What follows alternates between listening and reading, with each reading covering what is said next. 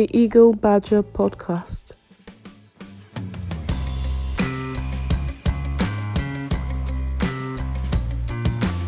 Moving quickly on to our final topic, we're going to talk about Edo State. I mentioned that Edo's unemployment figures were 19%. In 2018, Edo's unemployment figures were 25.1%. So it's interesting that you've seen a consistent downward trend. And I use the word consistent very lightly because there's been a 1-year gap between 2018 and this publication in 2020. So nobody really knows what happened in that gap. But Edo's job figures have come down significantly. We have a governor who is going to be, will be having an election for his second term next month in about 30 days' time. So these job numbers are very, very, they came at the perfect time for him. I always say that any politician going into an election, on the back of the fact that he's creating jobs is in a normal world is an unbeatable candidate. But what takes us to Edo isn't the job numbers. It's actually politics. And I will bring up a story and read about Edo State. So the Edo Assembly Speaker has obtained an order of substituted service on the members-elect in a bid to halt the unlawful takeover of the Assembly complex and legislative activities. So this is from Business Day, and it says that Honorable Francis Okiye, the Speaker of the Edo State House of Assembly, has obtained an order of substituted service of members-elect to halt the unlawful takeover of the Anenih Assembly complex and the House's legislative activities. Ariyo, what's going on in Edo State? Yeah, also, you see, when we look at this critically, sometimes they say the more you look, the less you see.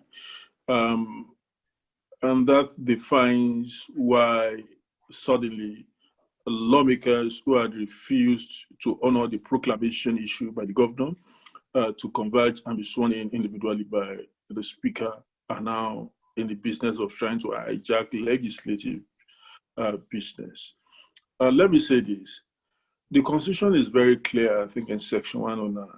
Look, it requires 181 days for you to, yes, you must have sat for 181 days, in a legislative year.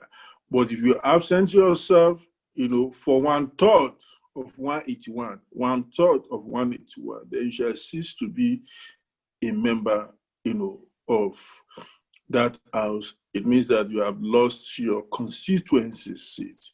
And what is 1/3 of 181? That's about 61 days. And let me say this, as at the time that these estranged lawmakers went to court to challenge the proclamation issued by the governor, as at the time the verdict of that suit was issued, they had already lost their seat. The legislative business of that house had gone past 61 days. But the speaker, actually in his wisdom, then had allowed them to remain, had extended it till December, thinking that it is probably, maybe, from my own reading, thinking that maybe it has to deal with 181 days. No, it's actually 61 days, which is 1/3 of 181. Now, the seats of these lawmakers have been declared vacant. The appropriate thing for them is if they think that the speaker had acted, beyond the reach of his power, the most appropriate thing would have been for them to actually, call for additional prayer in a subsisting suit, or probably institute another legal, action against, that They did. Suspension, which I think they did.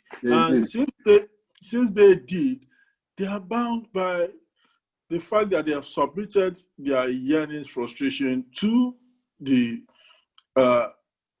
what do you call the court of law, and the court of law has a responsibility to it. But now what they've done is to resort to self-help by trying to take over the Edo State House of Assembly, by declaring themselves as as members, and also trying to use dissenting voices in the 10 number of 10, I think between 10 and 12 number of lawmakers who are currently, sitting, who decided on their own to actually abide by that provision that will require them to take oaths before the speaker.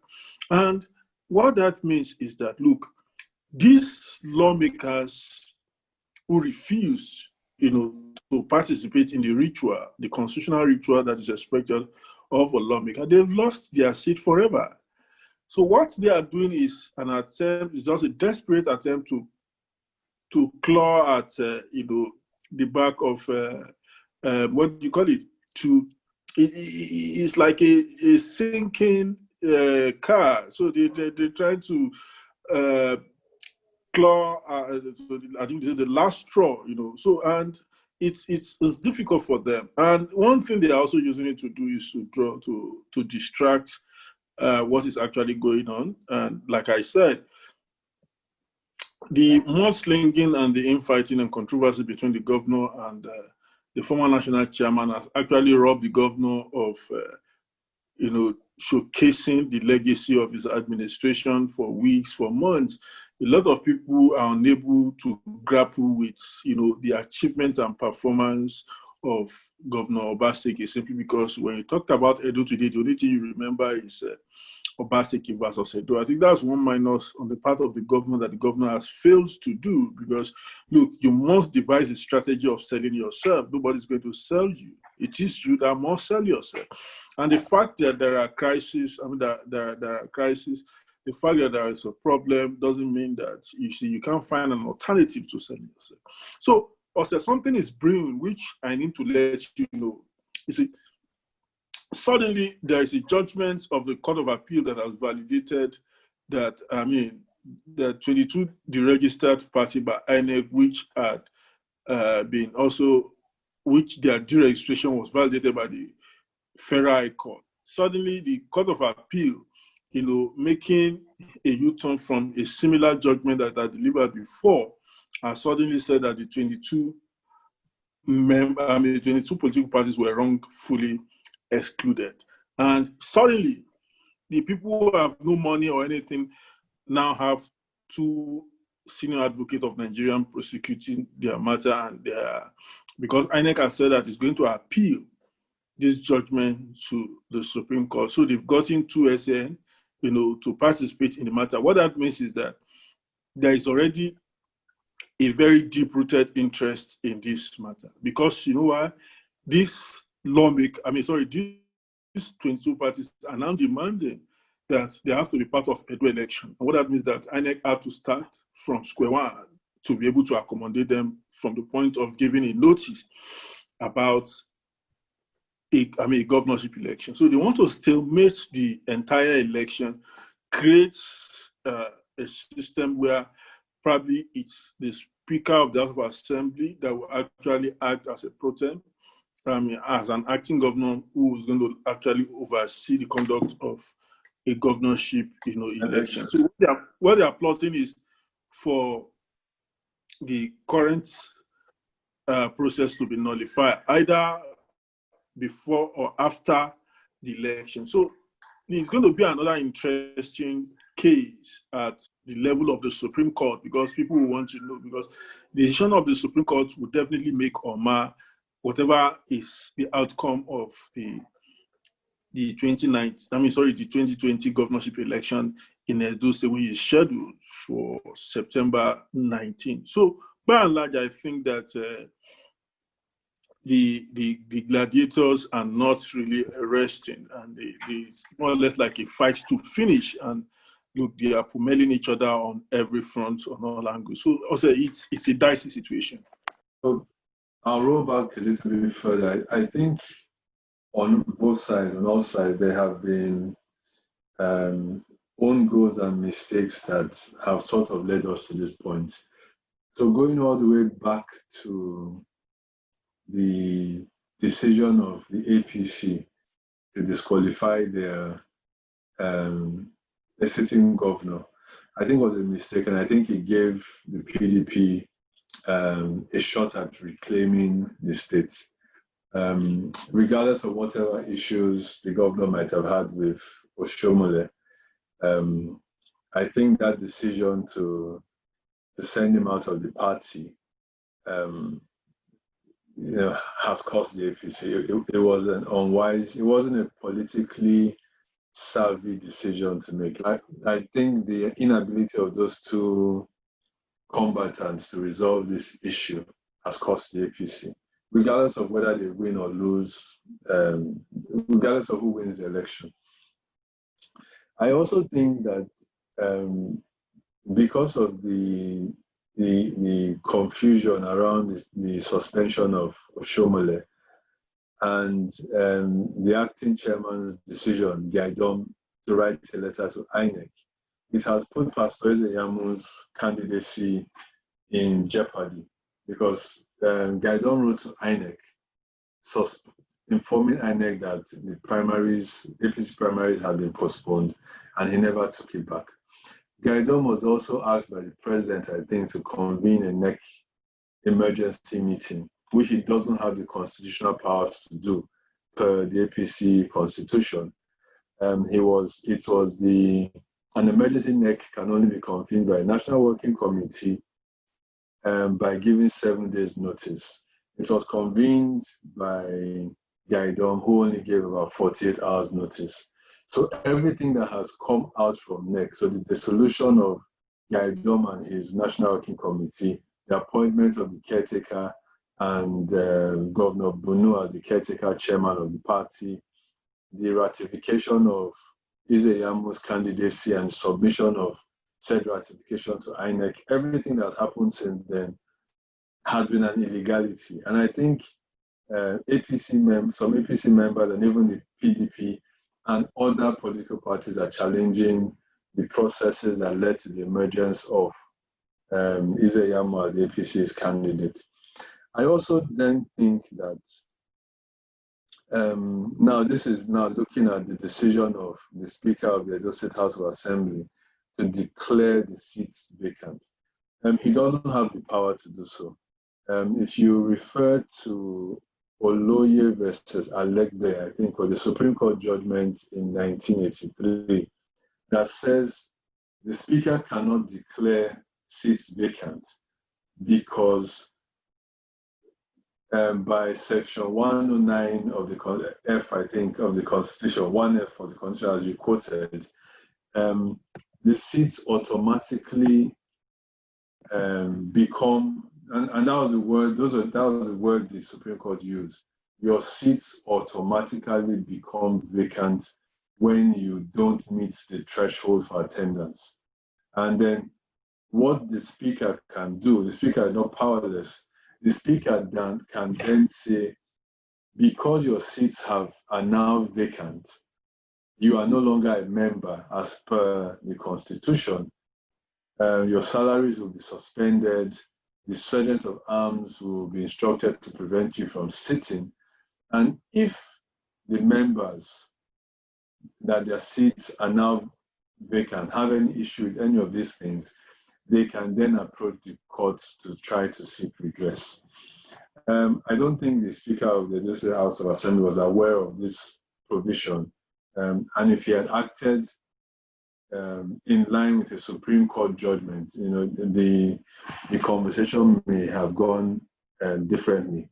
Obviously, what has happened subsequently, the attempt to invade the House of Assembly, the creation of a maze, of a fake maze, the inauguration of members-elect whose seats are constitutionally now vacant.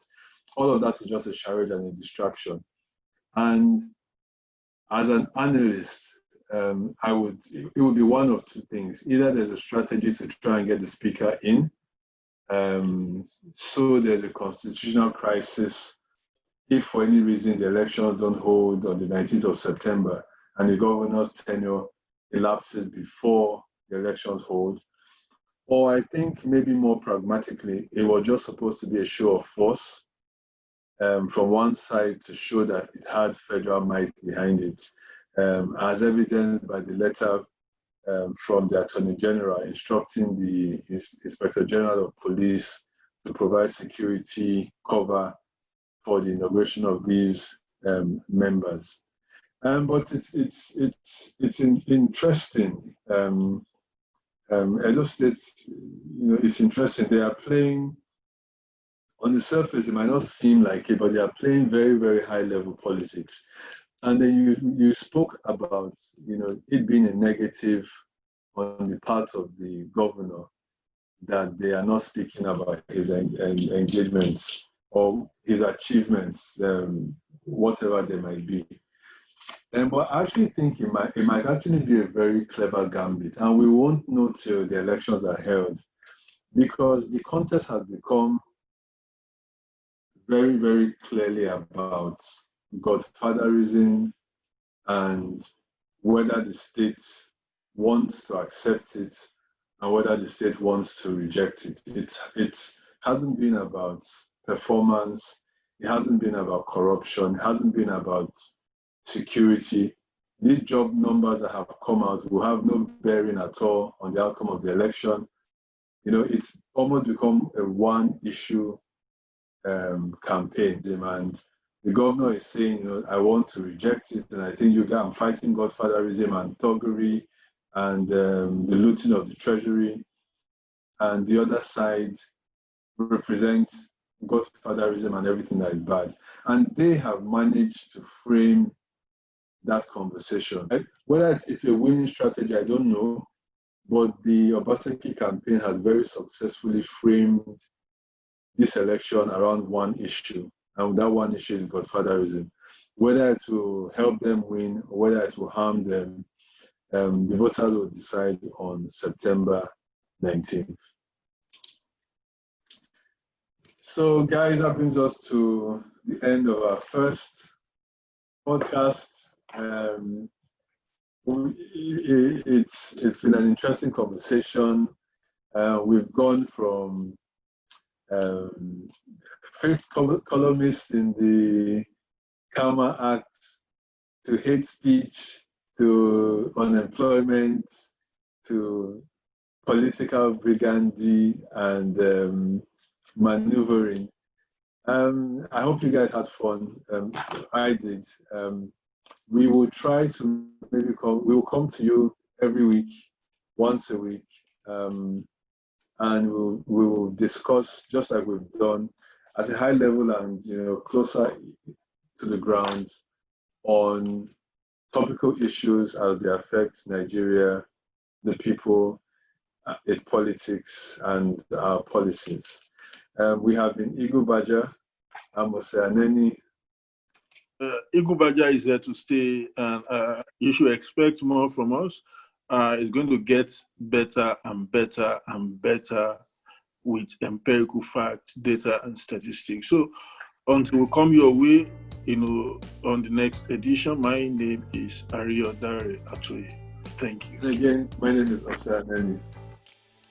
Bye.